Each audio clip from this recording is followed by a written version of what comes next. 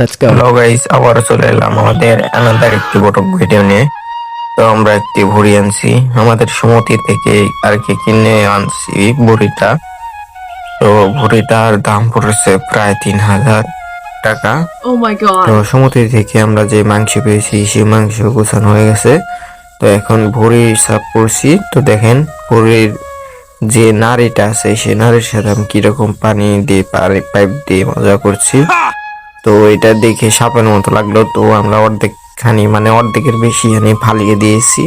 আসল হ্যান্ডেক আমাদের কমপ্লিট, আসল টুক যেটুক পুরি আর কি মানুষ খায় ওটুক কমপ্লিট। এগুলো খায় কিন্তু এগুলা আমরা নেই, আমরা অর্ধেকের বেশি হ্যান্ডেক ফালিয়ে দিয়েছি। খালি শুধু এটা দেখতে পাচ্ছেন, এইটাই শুধু নিয়েছি। তো এটা সাফ করে নিলাম। একবার পানি দিতে সাপের মতো ফুলে উঠলো, Oh my god. একেবারে সাপের মতো ফুলে উঠছে পানি দিতেই। তো এটা নিয়ে আমি কতক্ষণ মজা করলাম। মজা করার পর তারপরে পাইপটা ফেটে গেল। আপনারা যারা হালিম বা রোল খান এগুলো কিন্তু এগুলো দিয়ে বানানো হয়। তো এটাই ছিল আমাদের ব্লগ ভিডিও।